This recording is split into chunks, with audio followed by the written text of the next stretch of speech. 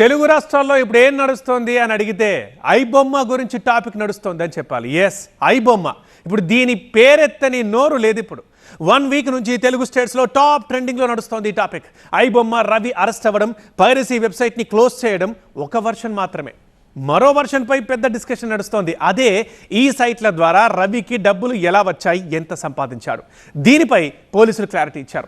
అయితే అసలు ఐబొమ్మ రవి ఎలా పైరసీ చేశాడు, ఎలా కోట్లు సంపాదించాడు, ఎలా దొరికాడు, ఒక సినిమా ఎలా అప్లోడ్ చేసేవాడు, ఈ ఐబొమ్మ రవి మోడస్ ఆపరెండి ఎలా ఉందో ఒక్కసారి డీటెయిల్గా చూద్దాం మనం. ముందు ఐబొమ్మ బప్పం సైట్స్ని ఎలా డెవలప్ చేశాడు, మూవీ ఎలా అప్లోడ్ చేసేవాడు, ఈ బ్యాక్గ్రౌండ్ వరకు ఒకసారి చూద్దాం. నేను అనుకున్న వీడియో వల్ల దీనికి సంబంధించిన ఆ బ్యాక్గ్రౌండ్ వరకు మీకు చూపిస్తాను. రైట్, ఇక ఫస్ట్ మూవీని ఎలా అప్లోడ్ చేస్తాడో మనం చూస్తున్నాం. ఫస్ట్ అసలు ఈ సైట్ ఓపెన్ చేయాలంటే ఒక డొమైన్ రిజిస్ట్రేషన్ చేసుకోవాలి. ఎన్జిలా అనే కంపెనీలో ఈ డొమైన్ని రిజిస్టర్ చేశాడు ఐబొమ్మ రవి, ఎన్జిలా కంపెనీ. తర్వాత ఈ వెబ్సైట్కి హోస్టింగ్ కూడా ఉంటుంది. ఆ హోస్ట్కి సంబంధించి ఒక ఐపీ వాల్యూమ్ ఉంటుంది, అది hosted at IP volume. Hosted at దగ్గర దీన్ని హోస్ట్ చేశారు. తర్వాత ఇక main important thing content management system. ఇది అన్నిటినీ కంట్రోల్ చేస్తుంది. అంటే అసలు ఎప్పుడు డిస్ప్లే చేయాలి, దీనికి సంబంధించింది ఎలా అట్రాక్ట్ చేయాలంతా చూసుకునేది ఈ కంటెంట్ మేనేజ్మెంట్ సిస్టమ్ అనేది చాలా ఇంపార్టెంట్. అయితే ఇక్కడ ఒక విషయం చెప్పాలి.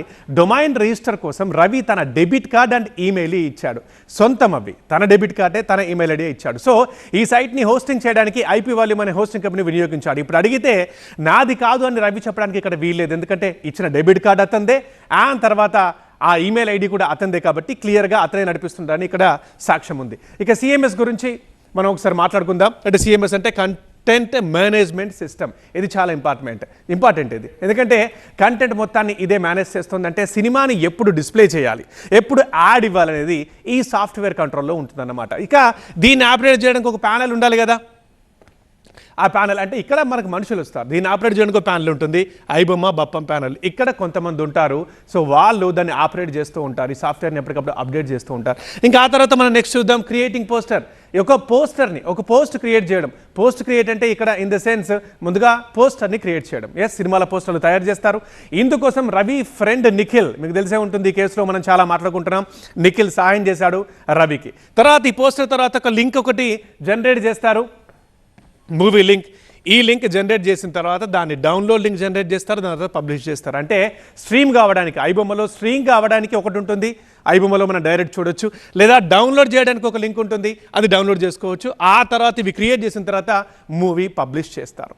ఇది తన మోడస్ ఆపరెండి. అయితే ఇంకొక విషయం కూడా మనం తెలుసుకుందాం. అదేంటంటే అసలు మరి మనం దీనిలోకి ఎలా వెళ్తాం, వెళ్ళిన తర్వాత ఎలా డబ్బులు రవికి వస్తాయి, ఏవి మనల్ని అట్రాక్ట్ చేస్తాయి, దీని ద్వారా రవి ఏం సంపాదిస్తున్నాడు, అది ఇప్పుడు నెక్స్ట్ క్లిప్లో మనం చూద్దాం.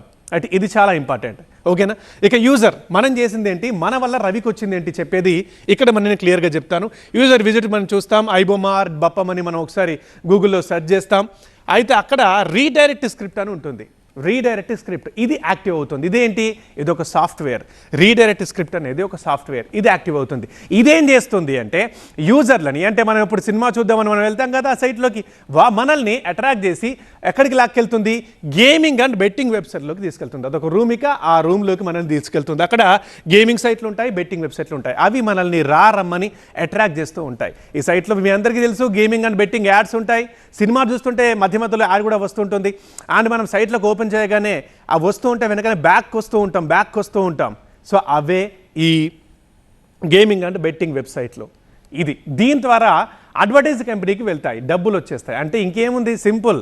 ఆ బెట్టింగ్ అండ్ గేమింగ్ వెబ్సైట్లో వచ్చిన తర్వాత ఇంతమంది మా దగ్గరకు వచ్చారని చెప్పేసి అది డబ్బులు ఇవ్వడం మొదలు పెడతాయి. ఆ డబ్బులు ఇచ్చే కంపెనీలు ఏంటి, అడ్వర్టైజింగ్ కంపెనీలు, add cash and add star, ఇంకా ఉన్నాయి కూడా. అది కూడా ఎలా ఉంటుందంటే 10,000 మంది సపోజ్ ఈ సైట్స్ ఓపెన్ చేశారు అనుకుందాం, 10,000 మంది వచ్చారు అనుకుందాం, ఒక యూజర్కి ఇంత అని అమౌంట్ చెల్లిస్తారు. సో ఆ అడ్వర్టైజ్ కంపెనీలు ఏంటంటే ఇప్పుడు మనం చూసాం add cash and add star, ఈ కంపెనీలు.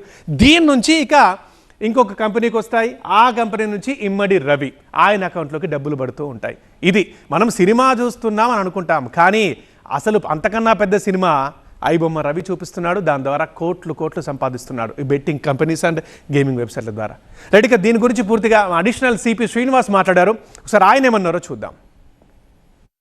ఈ అడ్వర్టైజింగ్ కంపెనీస్ పే చేస్తాయి, వీళ్ళకి పే చేస్తారు.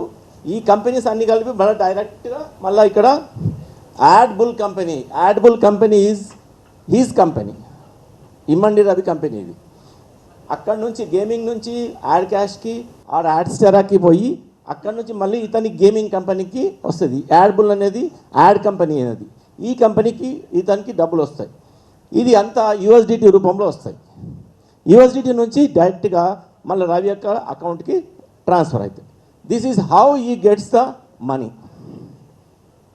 సో ఫస్ట్ ఆఫ్ ఆల్ ఇక్కడ నువ్వు సినిమా చూడడానికి యూజర్ పోయినప్పుడు డైరెక్ట్గా ఫస్టే నిన్ను ఇక్కడ గేమింగ్ సైట్కి తీసుకెళ్తారు.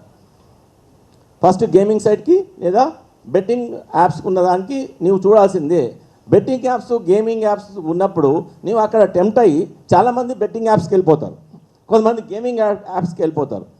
వెళ్ళిపోయి అక్కడ డబ్బులు లాస్ అవుతారు, కొంతమంది ఇంకా ఎన్నో అనర్థాలు జరిగే ఛాన్సెస్ ఉన్నాయి. సో దిస్ ఈజ్ హౌ ఈ రిసీవ్స్ ద యూఎస్డిటీ.